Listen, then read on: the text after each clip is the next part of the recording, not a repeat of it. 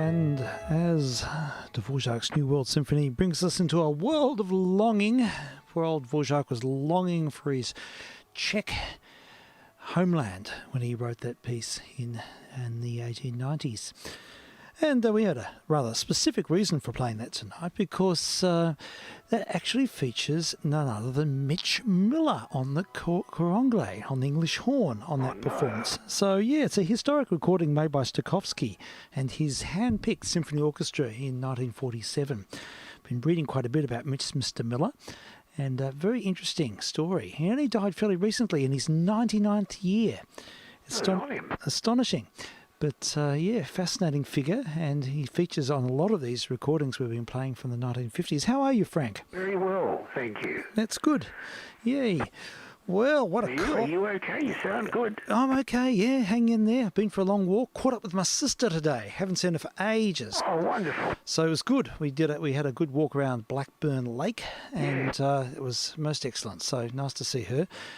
And so, yeah, good to be out and about doing things, but it is rather sort of wintry, isn't it, to say the least? I had a minor disaster with my iPhone. Oh, did you? I tried to upgrade it to iOS 15. Yes. And it got stuck halfway through. Yeah. And my efforts to revive it since have been singularly unsuccessful. Oh, how unfortunate for you. Oh, that is disastrous. Oh, well, it's a brick now. Yeah. I know. That's it. It's the end of civilization as you know it. Yes, that's right. Now this is it. It's the end of the world as we know it. Oh, that's it. Now, did you sort out that hum? Well, I don't know what's going on. It's there? It's not there at the moment, is it? It's perfect now. It came up. I did tests later on, and it was not present then, so I'm not sure exactly what's happening with that. Maybe because it came up late, it might have been a heat problem, but it was such a cold day. It probably Yeah, well, I've got fans on it and everything. Too cold for and it doesn't seem to be thermal because it's not even running warm, this thing. But look, I just have to keep an eye on it. I didn't do anything particular in here, nothing different. And everything's transformer coupled multiple times on every. It sounds like a power supply giving up. You know, they get that hum, that deep hum. Yeah, right. And I've had it before. You know, things or bad connection or something. Right, could be that. Anyway, it's probably fixed up. Now, on a media sense, yes. I've had a most extraordinary day. Yeah. I was watching a live stream of probably one of the most significant events that's happened in Australia last century. Really? And it was like people streaming on their phones. I saw the whole thing live, unedited. Yeah. And as far as I'm concerned, the old media and the way of getting information across is dead from this day. Oh, my goodness. Okay. So would you care to enlighten us further about the... so it's just about people connecting and... well, the major event that happened today was all live streamed. Yes. And, it's just people power, media power, without the intermediate without all the middle people. Okay, well, that's incredible. Yeah, it doesn't surprise me. I think the power of the individual in the hands of a device and being able to find allies and stream. When things were happening, you look on the mainstream media, and it was about an hour behind. Ah, yep. Okay. So, as far as I'm concerned, the new media, new phones, you can do anything with them. 4G, 5G, that's the way the world is. Yeah, okay. Well, very good. Yeah, it doesn't surprise me, and it's a case of watch this space, really, because I think we're moving in leaps and bounds, and it's only going to become more fluent. But it sounds in your instance it was working amazingly well. But I think you're right. I think we're moving into sort of new modes, and it's I see the way the kids inhabit their social spaces, and it's seamless, really. And the sort of things that the missions were doing years ago, with cross-band media and that sort of thing, now can be done with just so many people simultaneously online. I see it with the gaming community and other social forums, and I'm sure it can be sort of explored on the very large scale as well. So, most excellent.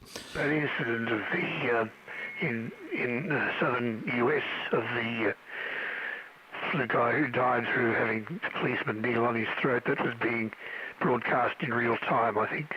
Yeah, I think that was too. Yeah, it was. And of course, it changes the whole accountability thing too. I remember doing something like that. It would only be 10 years ago. Yeah. following a thing like that, and we had someone had to wear the live view, which is like a backpack, about Yep. a 20-pound backpack, Yes. to do it. Mm-hmm. And that's only 10 years ago. Yeah. And then 10 years before that, you would have had to have a backpack and a helicopter flying over to pick up the signal and relay it. So Yeah. in that time, something you put in your pocket, you get 4K and it's just stereo sound. I mean, it's just like being there. Absolutely amazing. Yeah, totally. Yeah, it's the new way. Soon they'll have ways of sort of, you won't even need a phone, you'll just think it. That's when we really will become a singularity, I think. But yeah, I suppose next thing's holographic sort of representations but yeah, look at all of those technologies are just becoming more seamless, smooth, connected. Even the time since the recent upheavals, Zoom and Teams, which I use both platforms, have improved in leaps and bounds. And I think that's going to be the future of education as well. So, yeah, it's good to look ahead and see what's working and how seamless it can be. I must send it to you. Archie and Jughead comic strip from 30 years ago, and they predict all this. It's incredible. Right, really? Okay.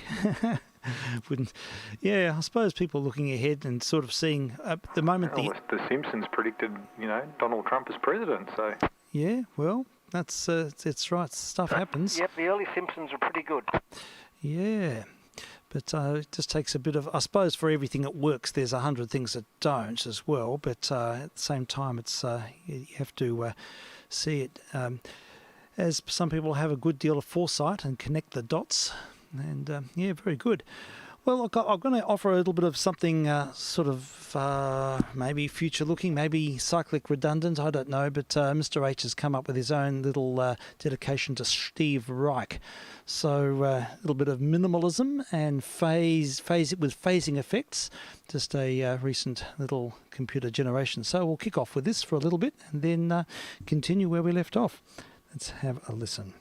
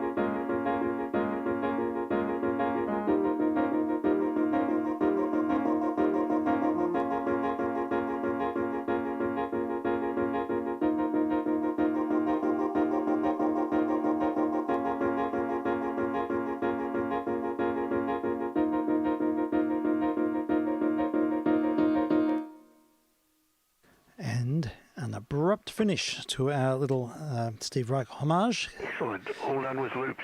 Yes, done with loops. We were talking about loops the other day. So I'm going to get one. Yeah, it's effective, isn't it? Yes, Just very, very hypnotic. it is subtle. And you think anyone could do that, but not quite. Well, you can learn. They're just digital platforms. It's the hardest thing, I think, is just learning how to drive it and use it to its full capacity. Look, Pro Tools or whatever, I don't know, programs, you look at them, gee, I'd love to learn that, but it looks so complex, then I have to spend another 50 years learning that. It takes time. You can do things at various levels, Dave, and then I don't think would take a lot of learning. Well, you have to work incrementally. I had to do a subject on Pro Tools when I was teaching Year 9s a few years ago. Okay. And an introduction to the technology. And you can pitch it at various levels. And it is amazing what you can do.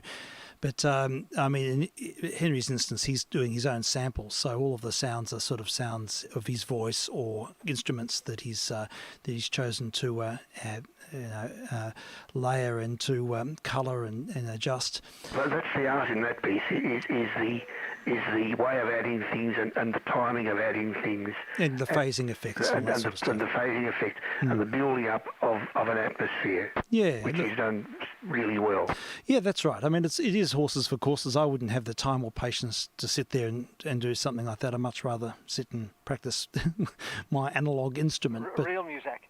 Yeah, but at the same time, I see it's the way that a lot of people are sharing their wares, and it's a definite skill, and it's certainly valued in my eyes. There's no problem with it at all, and I see the whole, the evolution of electronic music as being one of the most fascinating things of our in our recent generations. It's just staggering. Yeah, I think the trouble is, there's so much of that sort of stuff to listen to. Other people have done such a good job that if you spend 20 hours a day making your own, you miss out on what other people have done. You can. And there's some fantastic stuff out there. Yeah, there's different levels. I think, yes, you can sort of get a lot out of listening to other people's work. I think in Henry's instance, it's just the me. As soon as he's made it, he never wants to hear it again. And so it's just sort of a process of just seeing how your ideas can be sort of, it's like a slowing down of time. Yeah, is it copyrighted? I can see it could be used somewhere. Well, he does it all for his gaming friends. So he just writes loops and stuff for other people's gaming programs. So, There's some fantastic gaming music which is completely free out of copyright. Yes. Use if you like. It's amazing. That's right. Gaming music's gone up about 1,000% in the last few years. Yeah. It would have, yeah. Oh, look, it's a massive genre and it attracts huge audiences. I know the MSO did a concert of gaming people and Hamer Hall was completely booked out with the under 30s. And went to hear it because they know the games and a lot of people are in it, involved, interested. And look, a lot of people with, average musical skills do a very good job, but when you get someone actually knows what they're doing, it just brings it to a different level. Yes, it does, but there's a lot to be said for just the average noodler as well. So, we can pitch our expectation. Artist, as they say. Hey? The naive artist. Well, I don't know. That's me. I think we're all naive to a degree, but anyhow, it's just a journey, another platform, I suppose. It's a form of self-expression, though. Really. Well, it is. That's the bottom line. Yeah. It's like somebody who can paint a bit. They get a lot of pleasure and probably a lot of fulfilment out of doing that. Yeah. Even though it doesn't stand great in the world of artistry, it's very good for them and probably those close to them. Yeah. I saw a program on naive art and showed all these paintings people had done. And I thought, they're damn good. But because they were naive, they didn't have that skill that I couldn't even comprehend compared to the masters. So it's all, most people really can't tell the difference. I don't think so. I think it's, what's naive, what's good anyhow. It's I don't know. It depends on what your expectations are. It depends on the time of day. Sometimes it can be good to see something experience something that's seemingly simple. Other times the level of complexity is more attractive. It's a very nebulous sort of thing, I reckon. I think there's too much about the hierarchies and structures in any art form. And I think if you can boil it down to first principles. I mean, I got something out of playing just half an hour of long notes out on the trombone today. It was a certain tuning into the experience, getting the my body involved, and it couldn't be more basic than that. I mean, I'm a total beginner, really, and so I was sort of seeing it for enjoying it for what it was, and but look, there are lots of ways to experience things. But yeah, look, I get the point.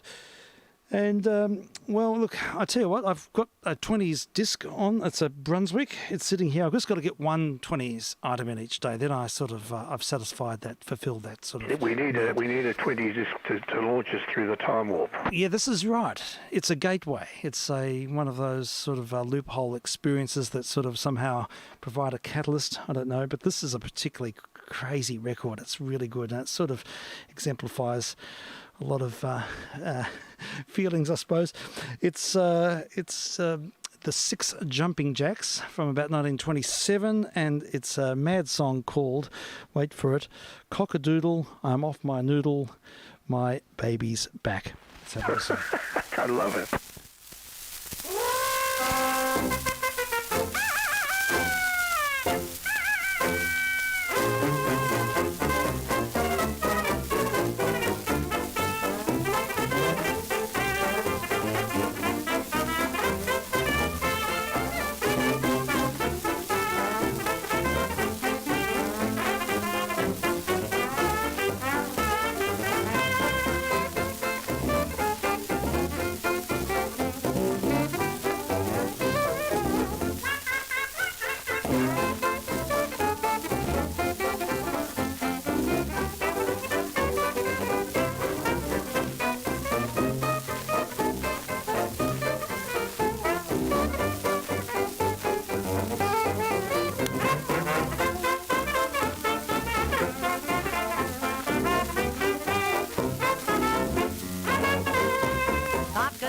I'm off my noodle, I'm all through wearing a frown. My baby's back, my baby's back.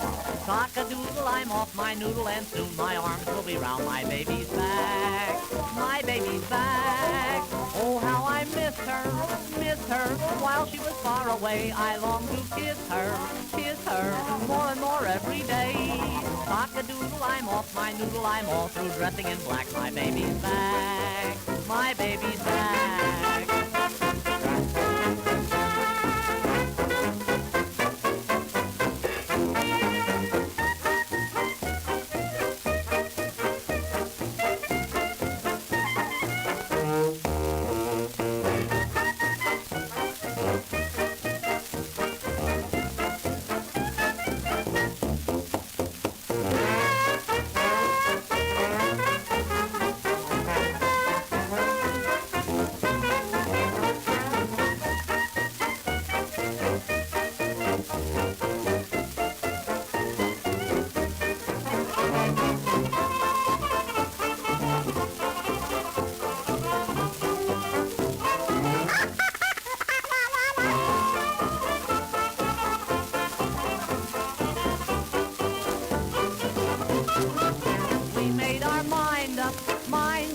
We were all through before, but now we'll wind up, loving her more and more.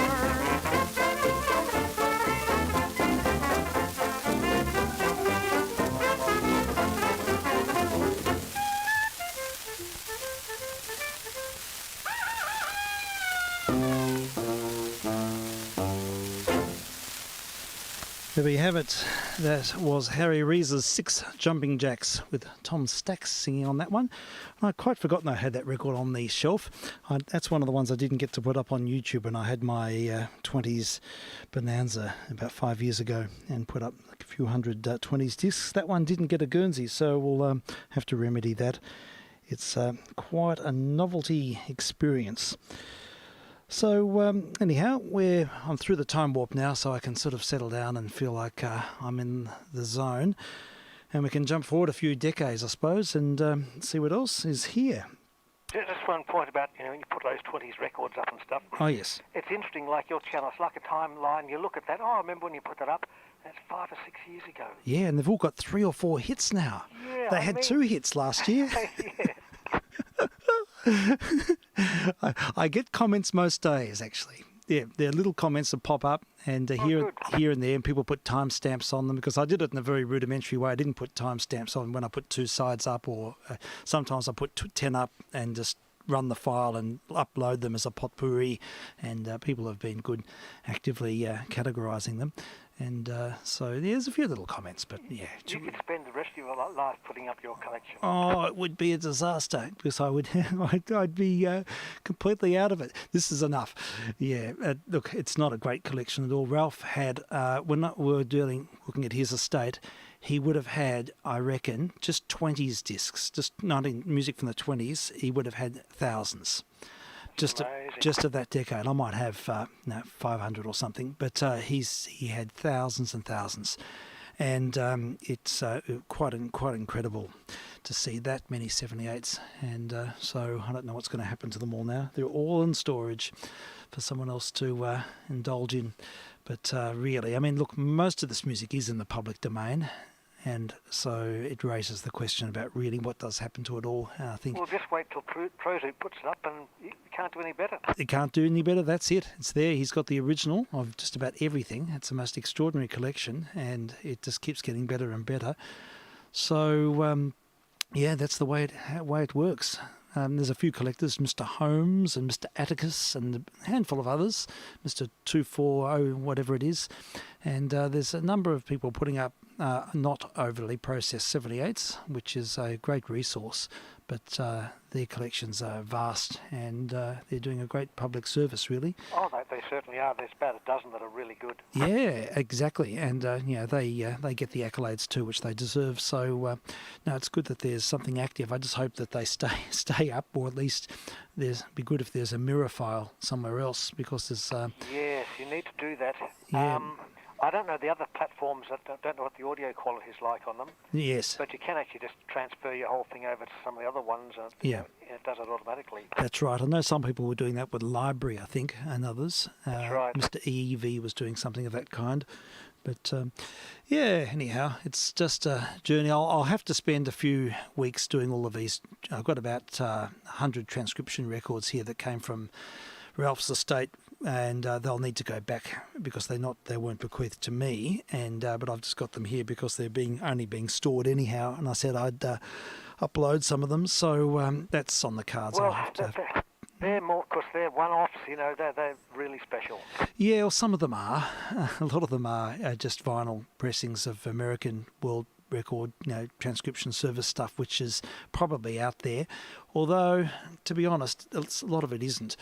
So, it's a worthwhile project getting onto that and putting them up. We've been sampling them over on this program for quite some time, but I have to get organised and get the system in order to get good transfers and get into a rhythm with it. That's the thing with this type of work. You've just got to get into a system where you can do them really expediently. That was the good thing about the 20s project about 5 years ago. I got into a system where I could do it really quickly. In fact, it would only take really less than an hour to do 5 or 6 recordings. So I do them as one big batch file, process them as a batch file, then quickly snip it up and use that Tunes to Tube program to do a quick generic upload. And it worked quite well. That meant that I could get quite a few hundred records up without having ridiculous time constraints. Like 98% quality and done quickly to get that extra 2%. It's not worth it. It's like a curve that never reaches its end, That's true. I find that with doing YouTube stuff, after a certain time you think, well, what's the point? I could make it better, but it's going to spend another day. Yeah, absolutely. And people just watch it once on their phone. That's it. Who cares? Exactly. People don't worry at all. It's really just, it's more important to get stuff out there, make it a quick, expedient expression, and then next time, it's a positive feedback loop, because next time you do it, you're less sort of sensitised. You don't realise, you think, I've got to set this up and plug this in and do this, and it all takes time. Yeah, exactly. So, you end up being, in a sense, you're giving yourself permission not to be too perfectionistic. It works everything works much better that way, I think. It's a given. Yeah, anyhow, well, we'll go back to our 50s material now. Back to the Muzak. And on the table we have George Chisholm. I don't know anything about George Chisholm. Does he ring a bell there, Frank? No, I'm not ringing any bells. Okay, it's a piece called Mood for Trumpet. George Chisholm and his band. I really don't know what this is going to be like, but we'll just enter the zone and see what happens. This is vk3sl.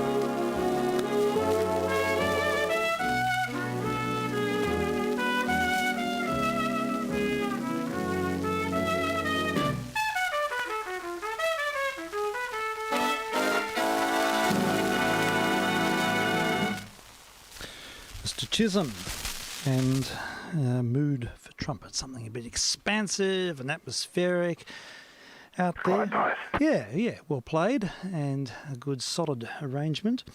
And what else can I reveal about that performance? Hold it up. It says featured Tommy McQuater trumpet and Harry Hayes alto sax. It's on a Decca, and it would be probably from that period, from the early 50s. But the other side's Broadhurst Garden Blues. I can't recall if I'd played the other side, but maybe we'll save that one up and check it out in due course. Yeah, well, going through the pile systematically here, there was no real system, really. It's pretending to be systematic. There's a recording of Pete Handley. Now, Pete Handley, I again don't know anything about this artist. No, I don't. No, okay, we'll just go with the flow, and if it rings a bell, that's fine. If not, it doesn't matter.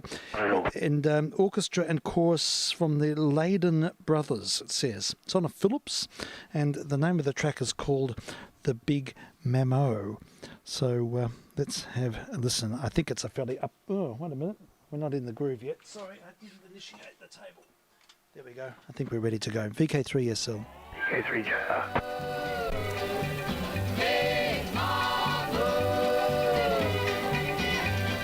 Why did you go away and leave me in Big Mamu? You left me for another, you left me alone and so blue. Please come back, hey Jack, come on back. Make me happy and live with me in Big Mamu.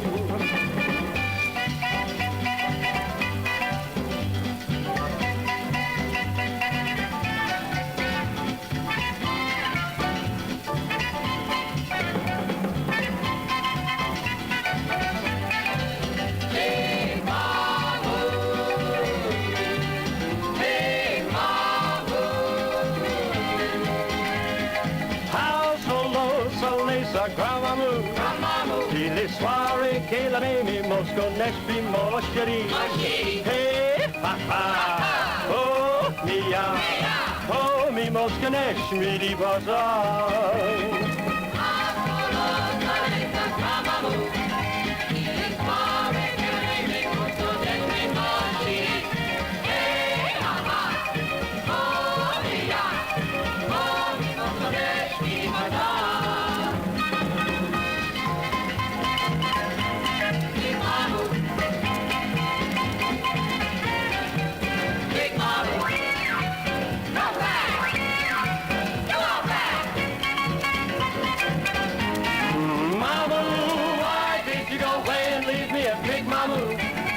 You left me for another, you left me alone and so blue.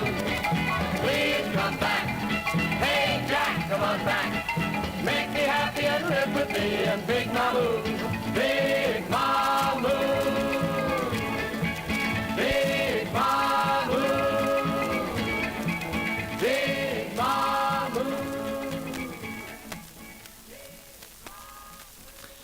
There we go, a bit of Caribbean flavour there. And Big Mabu is the name of the Big Mamu, sorry, is the name of the track. Leyden Brothers and Pete Hanley on a Philips 78. Very much of its times, Caribbean music was all the go, wasn't it, Frank? Oh, yeah, very much. Yes. Well, the Calypso's really it. That's it. Harry Belafonte. Oh, yeah, he was the big ticket at that time. We should feature some. vk3sl, Joe. Oh, g'day, Leighton, how are you? Hey, Leighton. How's... Hello, Steve. Just thought I'd let you know I was there. Yeah, it's great. Oh, thank you. It's nice to hear from you. And, yeah, it was great to catch up yesterday too. It was, really nice to hear from you, and you're always welcome to chime in.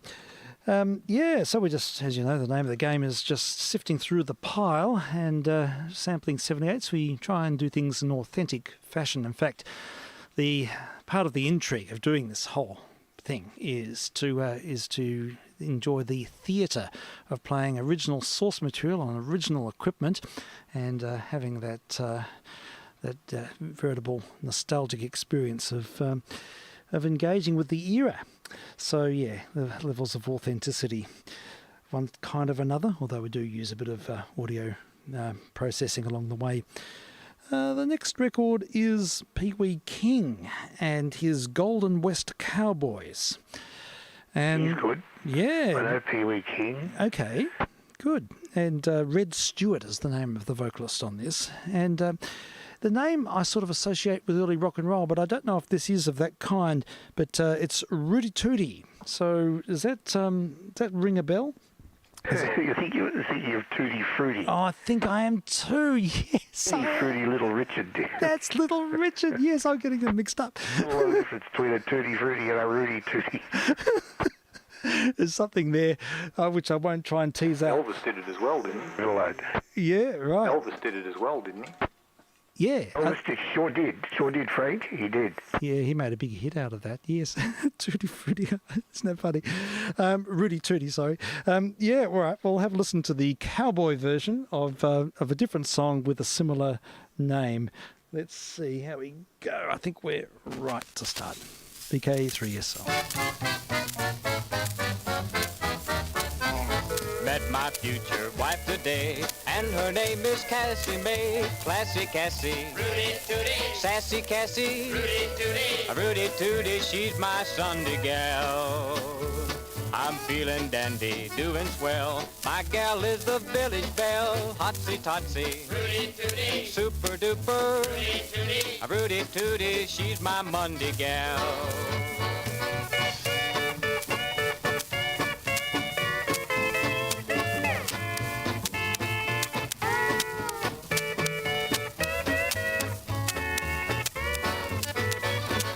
You should see the people stare when we walk around the square. Bouncy, bouncy, rooty tooty, up's a daisy, rooty tooty, rooty tooty, she's my Tuesday gal.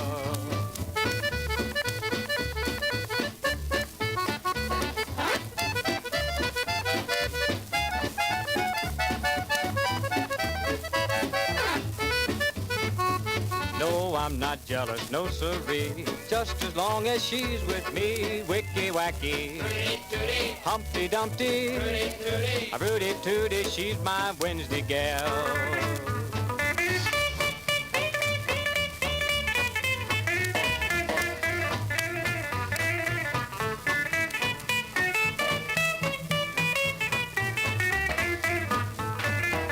Got pretty eyes of blue, and she thinks I'm pretty too. Tootsie Wootsie, rooty tooty, a hunk-a-dory, rooty tooty, a rooty tooty, she's my Thursday gal. I'm gonna make that lady mine when she signs that dotted line. Hinky dinky, rooty tooty, a gypsy doodle, rooty tooty, rooty tooty, she's my Friday gal.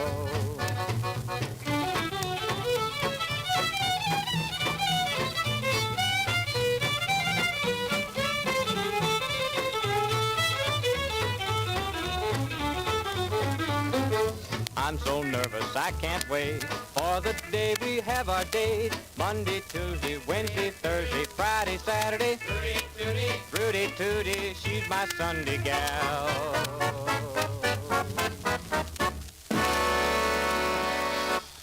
It's Red Stewart and Pee Wee King and the Golden West Cowboys. That's Red Stewart with 2 Ds, Mr. Red Stewart. And that's quite up there, isn't it? Quite an upbeat song. Yeah. Yeah. Early 50s, I'd reckon. Yeah. Yeah, you can sort of see the antecedents of rock and roll in the styling, but sort of pre-rock and roll, really, isn't it? Yeah, it's country. Yeah, yeah. And, well, I just took a lucky dip, and into the 45 pile, and I've picked out a Brunswick 45 of the Crickets. Now, the Crickets was Buddy Holly, I think, wasn't it? Crickets were Buddy Holly's backing group, but after he died, they made some recordings on their own. Okay, right. Well, there were various combinations of Crickets. Oh, I see. It's a bit complex, and then there were 2 bands called the Crickets at one stage. Okay. But his very early billing was Buddy Holly and the Crickets, wasn't it? Absolutely, Frank. Okay, well, you might be able to tell me if he's on this. That'll Be the Day. Yeah, he'll be on it. Is that one of his? Okay, well. That's one of his biggest hits. Okay, I thought, it sort of rings a bell, and I think it's on the list of great recordings in the 50s. Well, I'm pleased that's in the pile. So we'll have a listen to Buddy Holly and the Crickets back in 1950 Mumble. 57, thank you for the date stamp. VK3SL.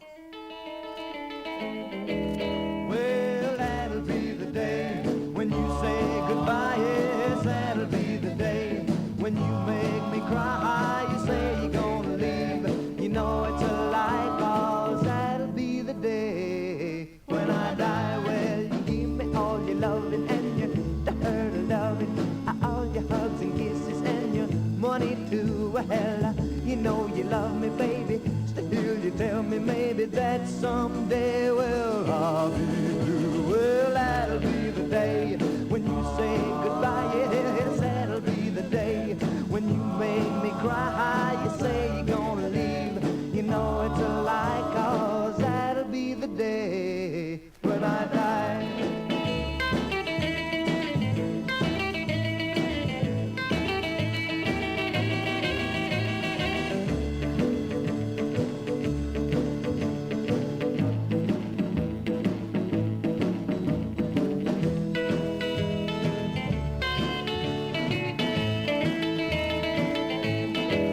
Well,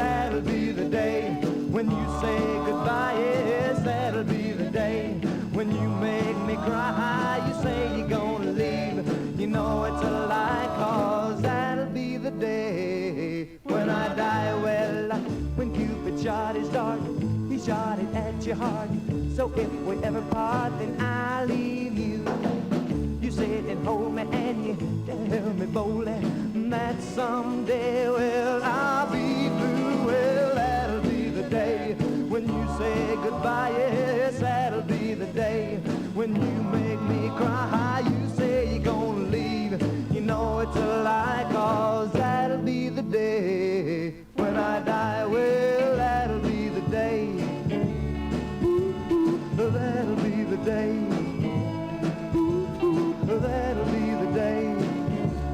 Ooh, ooh, that'll be the day. There we go, Buddy Holly and the Crickets. Really good rock guitar sound. What sort of guitar was that, Frank, do you reckon? I'm trying to remember what he used to play. Again, I think it would have been one of the arch top styles, like maybe the 335 Gibson, or that. He may have played a solid body, but I think he was still of the older, that arch top sort of playing style. Because Buddy used to play. I don't know if he did the lead stuff. He's probably one of his backing players, but yeah, I'll have to look it up, because it's still got that very kind of twang sound, but an openness about it. I really like it.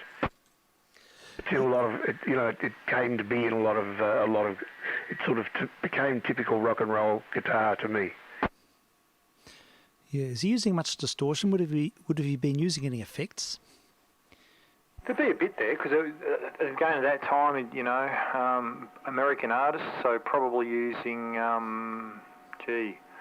Fender, probably maybe Fender amps, but yeah, it could have been Marshall as well, or Vox.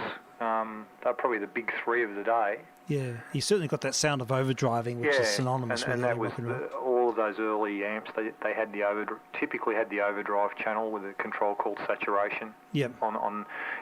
Typically, a lot of them essentially are configured as two channels. Okay. One channel is designed to be a clean tone. And what you typically have is, you can switch it on the amp, but most guys would run a foot switch, which would literally switch between the two channels on the amp. Mm. And channel one is typically the clean tone, so you set that up for that nice, when you want that sort of really, really clean as a whistle, and however you EQ it, because they generally would have at least bass and treble, if not bass, mid and treble tone controls. Mm. And then the second channel would be what's called the overdrive or the saturation channel, and that would typically have a saturation control as well as the EQ, plus a gain control. So the idea is the saturation was like your preamp input gain, and you would wind that up so that you're really pushing the stuff against the rails on the input valves. Mm. And then the output stage would just amplify whatever you fed them, sort of thing. So that was the typical setup of the day. Okay, that's great. And were the stacks really big, the speaker stacks back at that time? They could be. Probably 50s, not so much. Mm. That started to occur in the 60s with artists like Hendrix and The Who, Pete Townsend. Yep.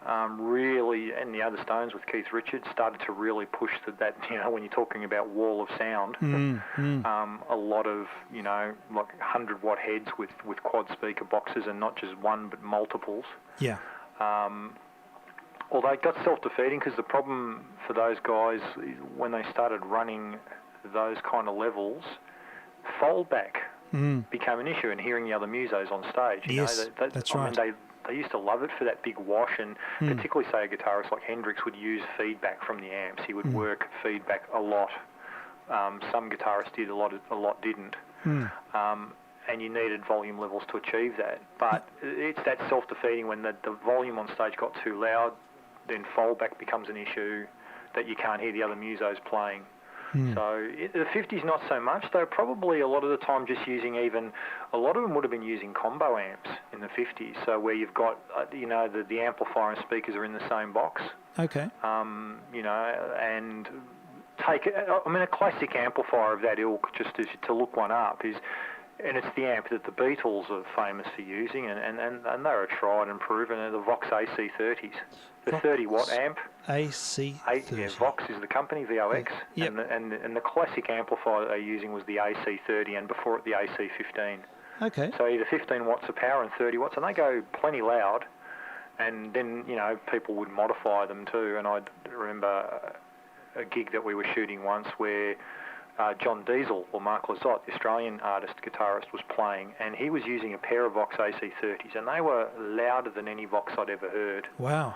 They were like cutting my head off at the back of the studio. Wow.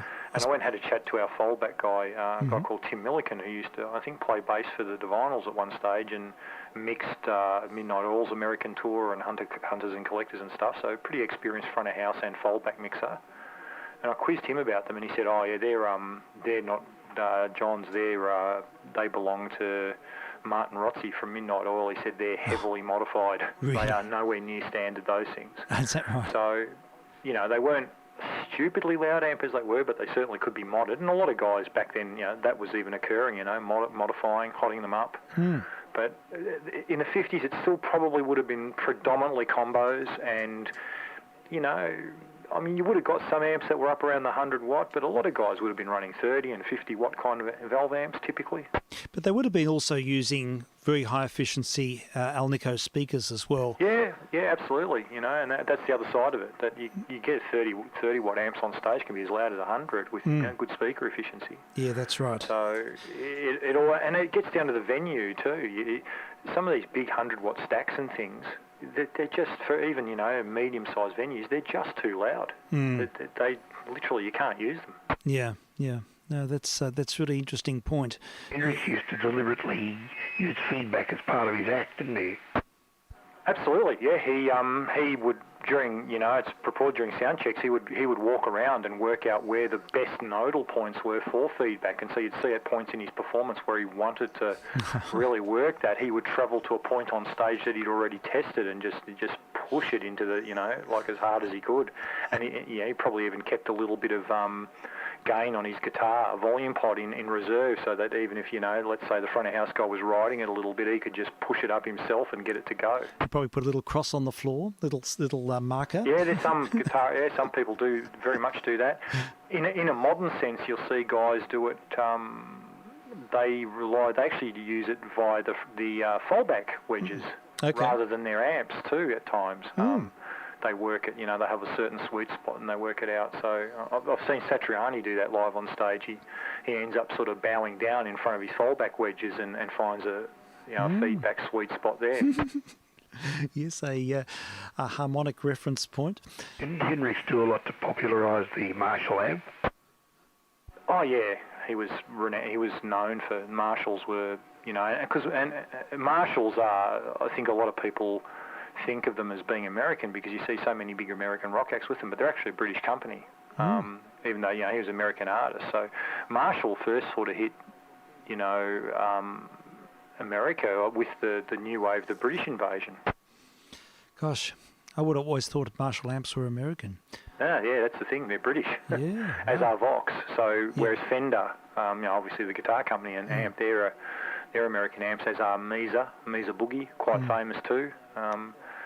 Look, there are many, but but they're the sort of the era. They're the, and then there are others, of course, like High Watt and others, but they're probably the big 3 or 4 of that era that are really synonymous with. And if you look at the old video clips of those artists, they were predominantly the things you would see them play. Oh, very good. You mentioned the Vox AC30. Do they use EL34 output tubes? Some do. I think they depends on the power rating, which era of amp it was, because there's so many different models now. Right. There's the Vox AC30s, the 15s, Vox AC30 top boosts, black tops. All had subtly different setups. There'd be 34s. There would have been some with EL84s in them. Oh, okay. Or the other one, the ECC 83s, were another tube used in a lot of those. Various manufacturers. So there's certainly quite a number of different tubes used. Yeah. Depending on, I guess, what was available at the time and the cost point. Because that was another consideration, of course, in the early days, a lot of these amps were horrendously expensive. And for musicians at the time, it was the affordability factor, and particularly touring and longevity and the ability to replace tubes. So cost was a factor. There were some tubes that may have been better, but they're probably prohibitively expensive. Sure. So things like KT88s, which you see in a lot of old, larger PA amps and stuff like that. No, there are amps around now. I think there's a series of Misas that use KT88s and various others. Yeah, very good. Oh, that's most interesting. Well, look, what sort of the other night I was reading about 50s forgotten 50s hits, and someone's there's a multitude of sites, people espousing their views on the subject, but one site I thought had some pretty interesting selections. I went through them, and amongst them was a track by Jackie Brenson, an early rhythm and blues hit from 1951. So this sort of might fit into the discussion with guitars and setups and so on, but early days, 51, and this is Rocket 88. Let's have a listen to this.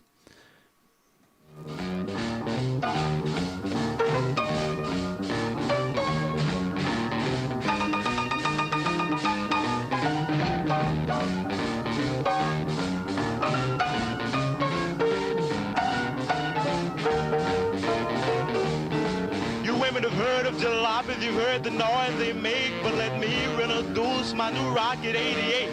Yeah, it's straight, just one way. Everybody likes my Rocket 88. Baby, we'll ride in style, moving all along.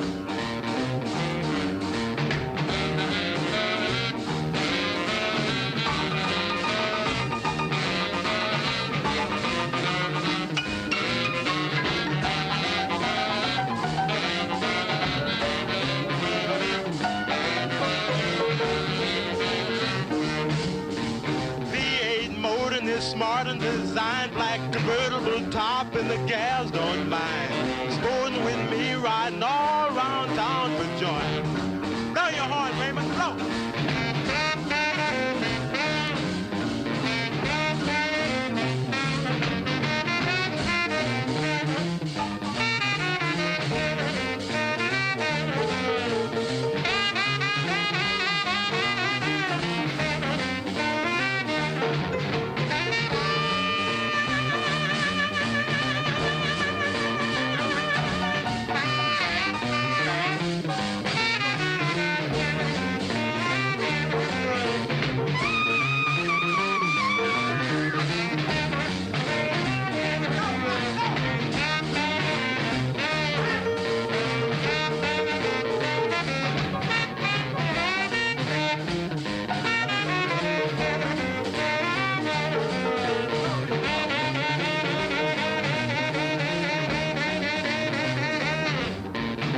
In my rocket and don't be late, baby. We're pulling out about past 8.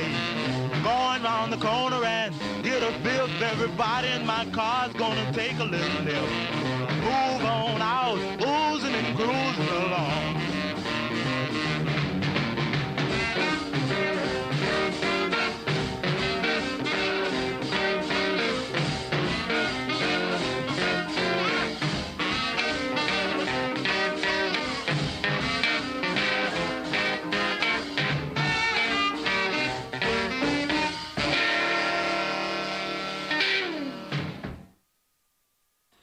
And that was Mr. Branston and his Delta Cats, Rocket 88. Sorry, I was on the other side of the room, driving away, and lots of overdriving on that recording. Yeah. Really pushing those amps, and good solid rhythm and blues sound, 1951. So that would be... They had it hot then, didn't they? Yeah, back then. It's pretty out there for 51, isn't it? Yeah, so according to the website, Holly, his initial guitar that he played with was an actual 1952 Gibson Les Paul Gold Top through a early Gibson amp. Right. But he sold that prior to becoming very big, and probably the predominant amount of his bigger recordings, and I'm guessing that'll be the day in that ilk, he bought a 1955 Stratocaster and was running it through a Fender Bassman amplifier. So that seems to be... I'm still doing a bit of reading, see if there's any specifics on that recording, but that looked to be his preferred gear that he ran for a long time thereafter. That's the sound that he had pretty well throughout his records that were famous. Yeah, and that's the interest because when I was listening to it, the guitar had, whilst twangy, had that bit of bottom end, but now knowing that he was using a basement amp, that makes sense because they were a 50-watt amp, which was quite big for the day with, I think, 4 or 2 10-inch speakers or 4 10s in them, and they were renowned for producing a bit more bottom end. And you were right. I don't think he did play too much. I think he just sang, and he had because it was a quartet altogether. Okay. Well, maybe we should listen to the other side of that 45 I just played before. The side B, the B-side of that record, or the B-side of That'll Be the Day, is I'm Looking for Someone to Love. Oh, yeah. So another classic. I remember hearing this one. So I reckon we'll give it a burl and we'll contemplate that information about his guitar and amps. That's most interesting. All right. We'll just have to do a quick setup here. No time to cue this one. I think we're ready to go. Staying at home, waiting for you. You just won't get it cause you say we're through. Well, I'm looking for someone to love. I'm looking for someone to love. Well, if you're not here, but baby, I don't care cause I'm looking for someone to love. Playing the field all day long since I found out I was wrong. Well, I'm looking for someone to love. I'm looking for someone to love. Well, if you're not here, baby, I don't care, cause I'm looking for someone to love.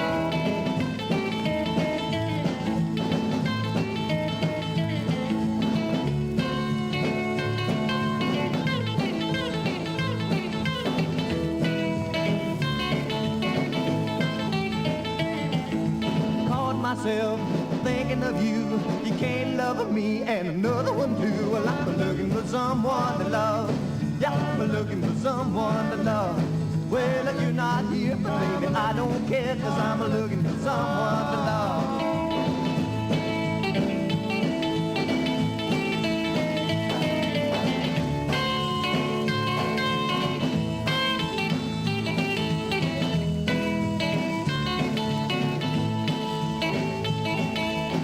Drunk man, streetcar, foot slip, there you are. Well, I'm looking for someone to love.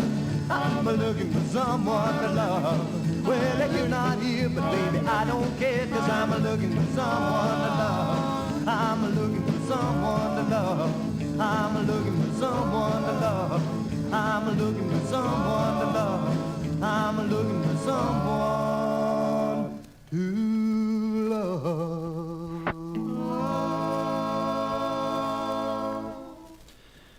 Buddy Holly and the Crickets. I love that lyric line, baby, if you're not here, I don't care, because I'm looking for someone to love. I know. Very non-PC. Isn't that a bit like, what was the other song there? If you can't be with the one you love, love the one you're with. That other great song of the year, was that the 50s or 60s? Similar kind of concept. Exactly the same sort of track. Yes, it is.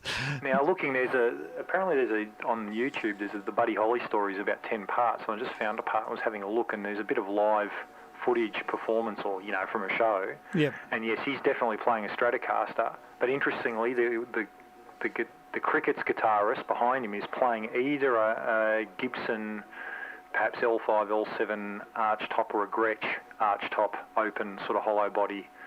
And I'm not sure who was playing the lead stuff, for that, whether Buddy would just been playing chords and the guitarist of the band would have been playing the lead. So they're two distinctly different guitar sounds in that.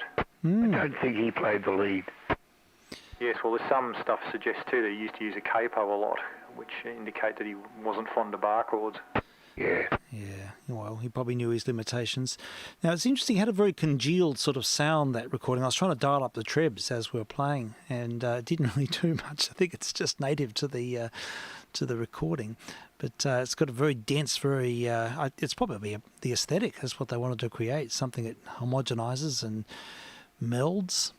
But it's not that sort of open sound. That bitey guitar sound was very the era. If you listen to that, you listen to Chuck Berry's sound, you listen to Bill Haley's sound. Yeah. They all had that really kind of bitey, it had a fair bit of top end in it.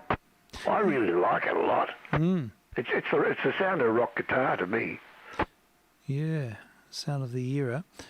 Very much. There's a Chuck Berry song on the list here from that website before, and I had to listen to it last night. It's Maybelline. I think it's his first big hit. Was about 55, I think, or 54. Yeah, so yeah, it's good. it's a great song. Yeah, I really enjoyed hearing it. So I think we'll give that one a bill now and hear Chuck Berry. Just as a bit of an insight too, you picture him playing the origin, because you remember too, he's sort of touted with inventing the duck walk. Oh, yes. You know, that low-down duck walk that That's he used right. to do? Yes. Well, there's a story behind that. Apparently, what happened was when they started touring in that era, rock and roll artists were still wearing suits. They were expected to wear suits when they were playing on stage for venues. Yes. And because, you know, they were young musicians and that in their early years, not a lot of money. So he said, we had to go out and buy suits for the whole band, so we bought these cheap rayon suits. And he said, of course, after the first night or two, they started looking a little bit ordinary in all the creases. He said, so I invented the duck walk so I could hide the creases in the suit. Oh, very good. I was wondering what that might be, because there was a sort of a phase of zoot suits with Cab Calloway and that sort of post-war era where they had the coat right down to the knees, and it was sort of like an elongated. I think it was still, because they were very, there was that code of dress was still expected of performers on stage, almost like an orchestra. Yeah, it's fascinating, isn't it? And they all had their very thin ties and thin black ties. Yeah, all right. Well, let's have a listen to Chuck Berry, Maybelline from 1955, vk3sl. Maybelline, why can't you be true? Oh, Maybelline, why can't you be true? You done started doing the things you used to do. As I was motivating over the hill, I saw Maybelline in a coupe de ville. A Cadillac rolling on an open road, nothing out to run my V8 A Cadillac doing about 95, moves bumper to bumper, rolling side to side. Maybelline, why can't you be true? Oh, Maybelline, why can't you be true? You done started back doing the things you used to do. A Cadillac pulled up to 104, before got hot and wouldn't do no more. The gun got cloud and started to rain. I tooted my horn for the passing lane. The rainwater blowing all under my hood. I knew that was doing my motor good. Maybelline, why can't you be true? Oh, Maybelline, why can't you be true? You done started back doing the things you used to do.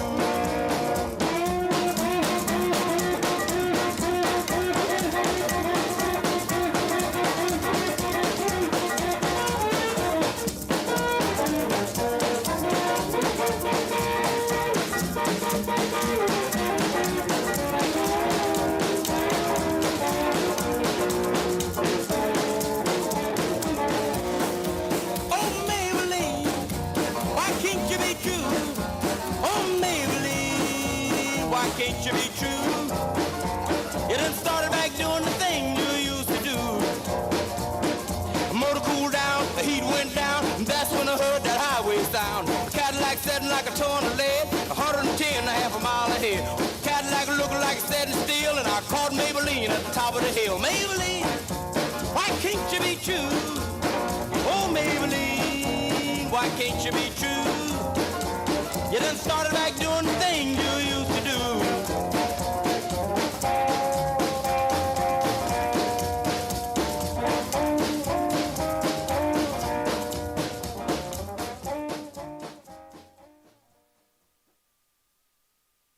Sorry about that.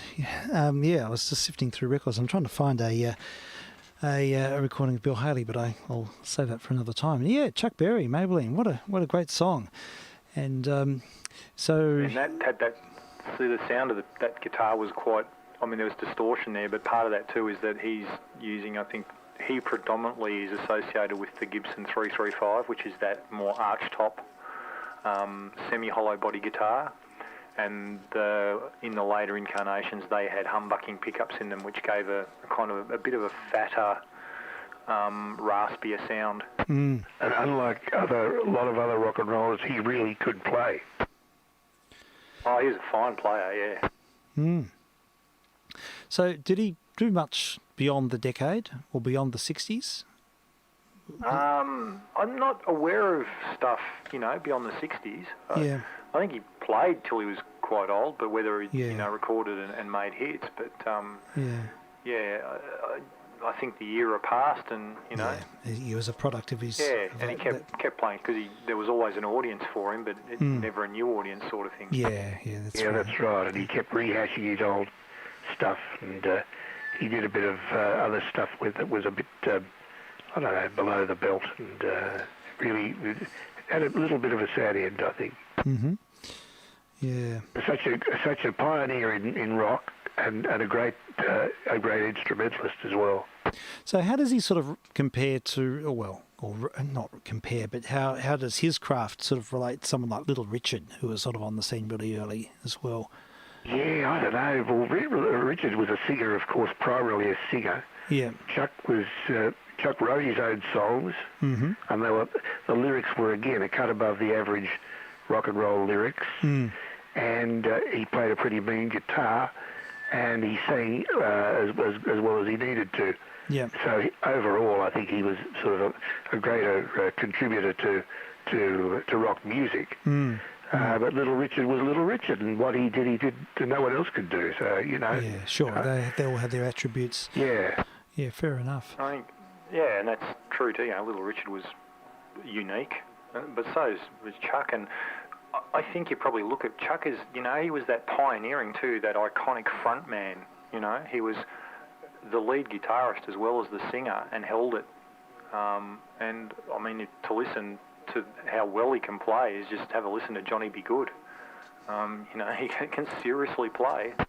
Absolutely. Yeah, that was his magnum opus, wasn't it, Johnny Be Good? Oh yeah, and there's some fine playing in that. He's no slouch. Yeah, I'm going to look it up, and we'll have a listen to that. Chuck Berry was put on the recording to go on the Explorer. That's right. It's on the Voyager, isn't it? On the Voyager, rather, yes. That's true. We'll go to his... there you go. So Chuck Berry's Johnny Be Good is now beyond the solar system. That is staggering. Further away than any other man-made item. Yeah. How about that? Anything else. Yeah. Remember the one of the very first missions we put on the Voyager record. We sampled all of the tracks for. Yeah, that was terrific. That was good fun. We'll have to come back and do that again, I think. That's such an interesting topic. Yeah, maybe there you go. Amongst the vast listening audience, run a poll of, if you had to do it today, what tracks would you choose? That's a really good idea. Yeah, there we go. There's a vox pop. One thing I would have done, and we said this at the time, Steve, you might remember, is that I would have made a commercial thing out of the record that was sent there. Yeah. And I reckon you'd have sold a lot of them. Yeah. Hey, how about we make this a bit of a thing? We'll have our Voyager selection. So if you'll send me an email with your favourite Voyager make it top 5. So top 5, okay. Yeah, because then at least we can sort of easily do it with some chatting as well within the program. Any sort of music at all? Anything at all. Anything. We could just make it a Voyager experience. And, then if it's 5 and some of the styles don't suit people, it doesn't matter. It's not going to be too, beyond the past band. So, and then if we all did that, we could have a bit of fun. So What do you think, Mr. OP? Happy to do that? Yeah, sounds like a bit of fun. Yeah, Leighton, you could do it? Does anybody have any recollection of the Big Bopper? Oh, yeah, he got killed in the plane crash. Yeah, that's right. That's what interested me. But I don't have a great recollection of his music. I was pretty young at the time, believe it or not. He was a DJ, actually. His name was someone Richardson. J.P. Richardson was his name, or that's how he called himself. And he had records like Chantilly Lace and a couple of others, but they were mainly talking. I mean, it was a song, but a lot of it was he still talked and sang. And this is the Big Bopper speaking and stuff like that. He was a character. He was a character more than a singer or an instrumentalist or anything like that. But he wasn't significant in the music world in the same way that the other two who died were. So he was in the Crickets, though, was he? Sorry? Was he in the Crickets? Was he in the band? Oh, no. He he had nothing to do with Buddy Holly or any of the others.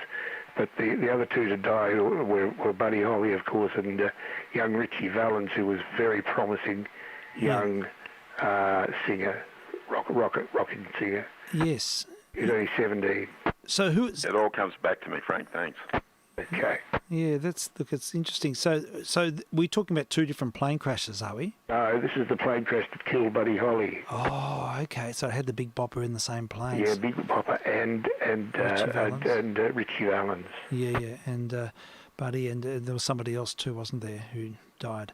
No, just the three. Oh, the three and the pilot. And that was the pilot, yes, of course. Yeah. Right. He was country and western a bit, wasn't he, Frank? Which one? Who's this one? Richie Valens, a little bit country and western. Richie was a more sort of Mexican, sort of like he was Hispanic origin. He had songs like O'Donna and that was his main hit. But he was very promising. He made a very interesting album, and I think he would have been a huge star if he'd lived. Gosh. Your recollection's amazing, Frank. It totally. It's all part of becoming very old, mate.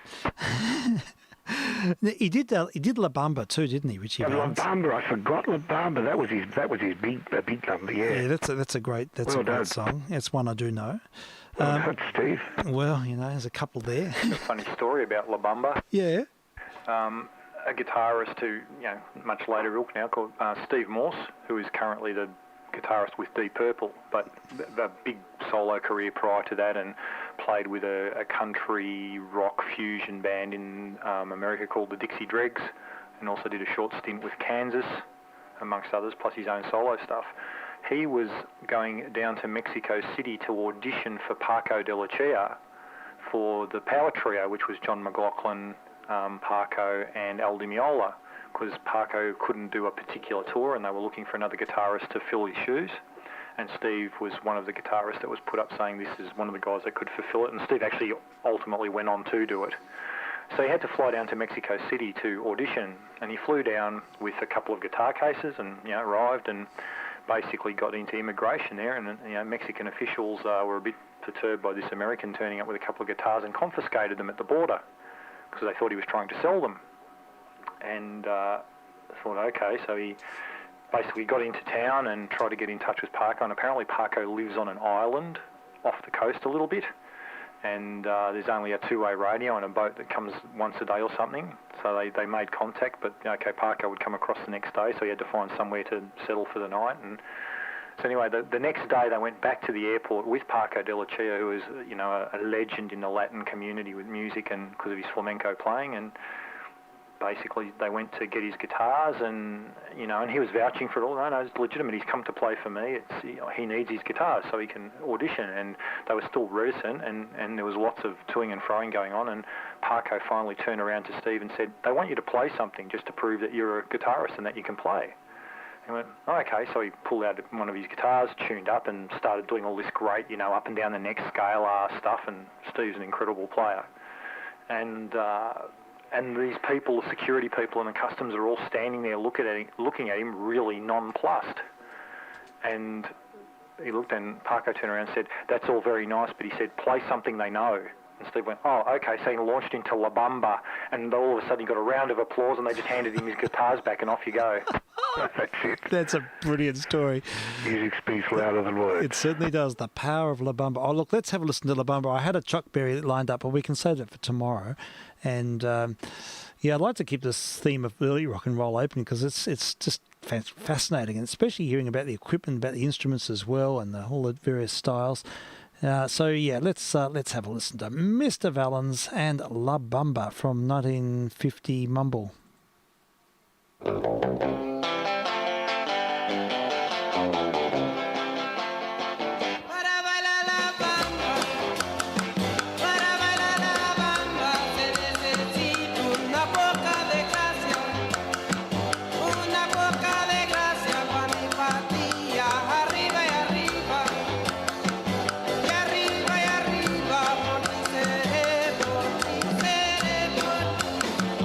Yo no soy marinero,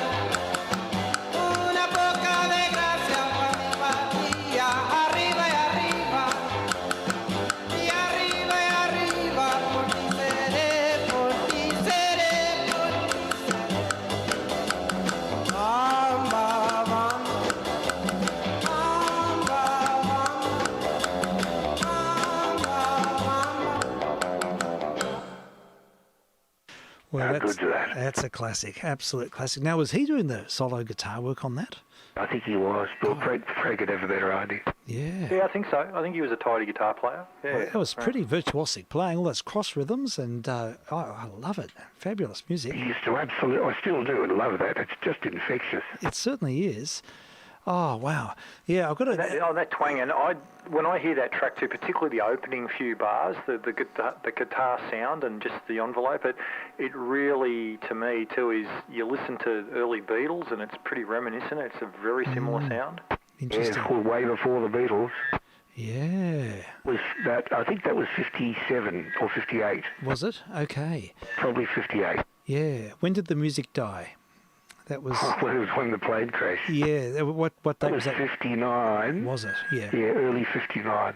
Of course, there was a famous song about the day the music died. That's... I'm trying to think of who... Yeah. American Pie. American Pie, that's Don right. McLean. Yes, Correct. yes, that's it. Yeah. But, that's such a great song. And then, of course, there's Mr. Weird Al Yankovic's great parody of it. You know, My, this here Anakin guy, which is, he works the Star Wars saga into the same music and the lyrics, yeah. Okay. That is absolutely brilliant, I reckon. Oh, we'll have to feature that. Listen, I've got to go. Likewise. Yeah. And because especially tonight because it's Kathy's birthday. So Birthday greetings. Oh, wait a minute. Where's Kathy? Is she there? I can play for her. she's not there, but if you play something, I'll tell her. Tell her I'll play it. Here we go. Wish her happy birthday, Frank. Yeah. We'll do later.